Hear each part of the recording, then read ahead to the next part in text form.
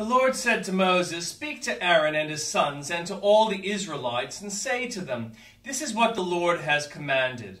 Any Israelite who sacrifices an ox, a lamb, or a goat in the camp or outside of it, instead of bringing it to the entrance to the tent of the meeting to present it as an offering to the Lord in front of the tabernacle of the Lord, that person shall be considered guilty of bloodshed. They have shed blood and must be cut off from their people. This is so the Israelites will bring to the Lord the sacrifices they are now making in the open fields. They must bring them to the priest, that is, to the Lord, at the entrance to the tent of meeting, and sacrifice them as fellowship offerings.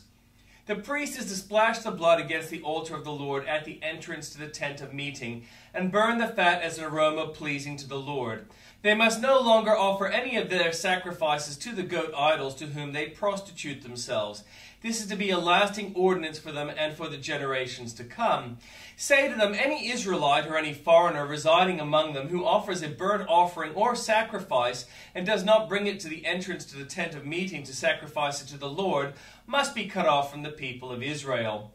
I will set my face against any Israelite or any foreigner residing among them who eats blood, and I will cut them off from the people. For the life of a creature is in the blood, and I have given it to you to make atonement for yourselves on the altar. It is the blood that makes atonement for one's life. Therefore I say to the Israelites, none of you may eat blood, nor may any foreigner residing among you eat blood. Any Israelite or any foreigner residing among you who hunts any animal or bird that may be eaten just to drain out the blood and cover it with the earth, because the life of every creature is in its blood. That is why I have said to the Israelites, you must not eat the blood of any creature, because the life of every creature is its blood. Anyone who eats it must be cut off. Anyone, whether native born or foreigner, who eats anything found dead or torn by wild animals must wash their clothes and bathe with water, and they will be ceremonially unclean till evening. Then they will be clean. But if they do not wash their clothes and bathe themselves, they will be held responsible. The Lord said to Moses, Speak to the Israelites and say to them, I am the Lord your God. You must not do as they do in Egypt, where you used to live, and you must not do as they do in the lands of Canaan, where I am bringing you. Do not follow their practices. You must obey my laws and careful to follow my decrees. I am the Lord your God. Keep my decrees and laws, for the person who obeys them will live by them. I am the Lord.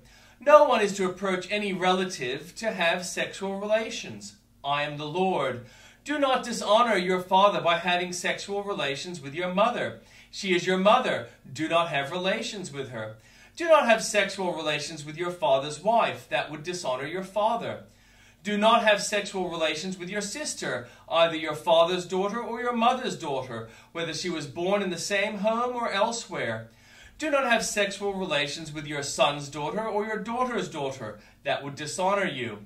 Do not have sexual relations with the daughter of your father's wife. Born to your father, she is your sister. Do not have sexual relations with your father's sister. She is your father's close relative.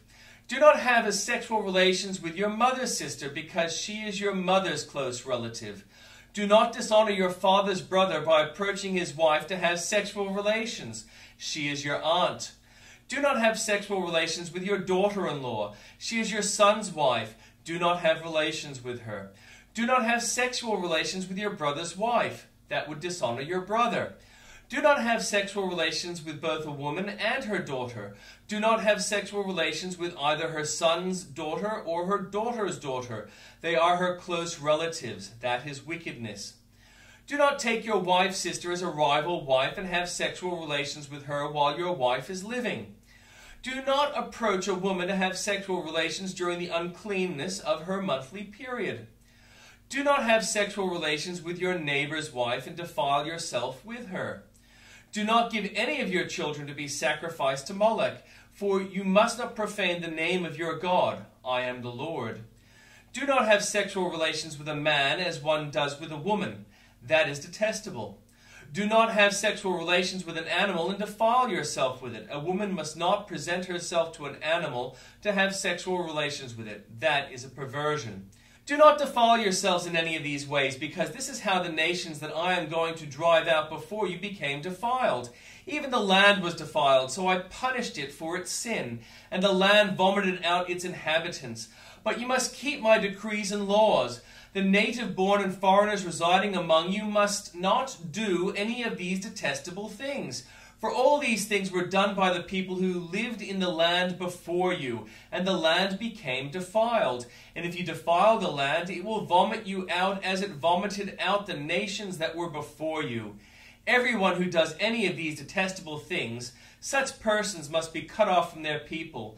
Keep my requirements and do not follow any of the detestable customs that were practiced before you came, and do not defile yourselves with them.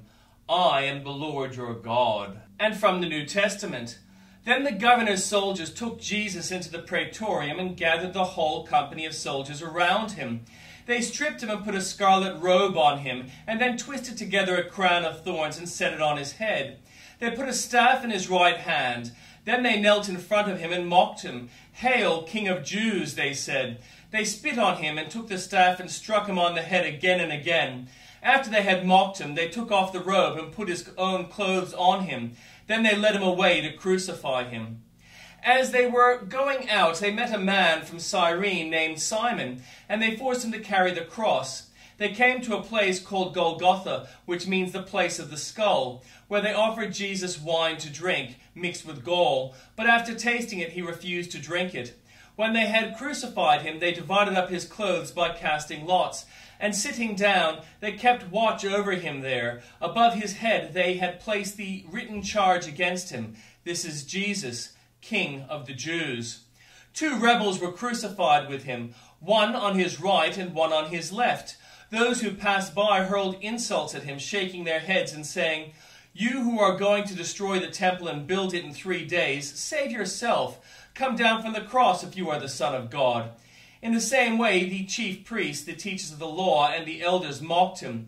"He saved others," they said, "but he can't save himself. He's the King of Israel. Let him come down now from the cross, and we will believe in him. He trusts in God. Let God rescue him now if he wants him. For he said, 'I am the Son of God.'" In the same way, the rebels who were crucified with him also heaped insults on him. From noon until 3 in the afternoon, darkness came over all the land. About 3 in the afternoon, Jesus cried out in a loud voice, "Eli, Eli, lema sabachthani," which means, my God, why have you forsaken me?" When some of those standing there heard this, they said, "He's calling Elijah." Immediately one of them ran and got a sponge. He filled it with wine vinegar, put it on a staff, and offered it to Jesus to drink. The rest said, "Now leave him alone. Let's see if Elijah comes to save him." And when Jesus had cried out again in a loud voice, he gave up his spirit.